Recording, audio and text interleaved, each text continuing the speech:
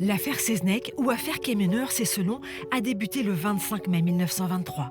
Ce jour-là, les deux hommes partent vers Paris, au volant d'une Cadillac. À la fin de la Première Guerre mondiale, les Américains ont laissé un stock de voitures sur le sol français. Guillaume Seznec et Pierre Quéméneur souhaitent en acheter plusieurs pour les revendre. Mais le voyage commence mal, les pannes s'accumulent. En fin de journée, ils sont encore à 60 km de la capitale. La voiture semble de moins en moins vendable. Ils décident de se séparer. Seznec est chargé de rentrer en Bretagne pour remettre la Cadillac en état, pendant que son associé prend un train pour Paris.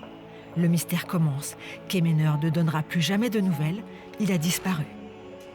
Un mois plus tard, sa valise est découverte au Havre. À l'intérieur, une promesse de vente. Il cède sa propriété de Plouriveau à Seznec pour une somme modique. Pour la police, cela ne fait aucun doute. Cet acte est un faux. Ils tiennent un mobile et donc un coupable.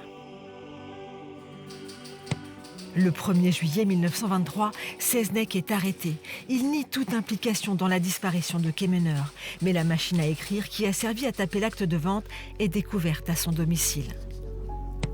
Le procès de Guillaume Seznec s'ouvre le 24 octobre 1924 à Quimper. Il est condamné aux travaux forcés à perpétuité et envoyé au bagne. Seznec rentre en France en 1947, où il décède en 1954, sans jamais avoir cessé de clamer son innocence. Le 23 juin 1989, la loi dite Seznec est votée au Parlement. Elle permet en cas d'éléments nouveaux la révision d'un procès d'assises. Mais le 14 décembre 2006, la Cour de révision rejette la demande de la famille Seznec. Les faits nouveaux sont jugés trop anciens, indirects ou dépourvus de pertinence. La justice a ainsi complètement raté une occasion historique et unique de montrer à son plus haut niveau qu'elle était capable de reconnaître une erreur judiciaire. 14 demandes de révision du procès ont été déposées par Seznec et ses proches. Toutes ont été rejetées. 100 ans après le procès, le mystère demeure. L'affaire reste un crime sans cadavre, sans preuve, sans témoin ni aveu.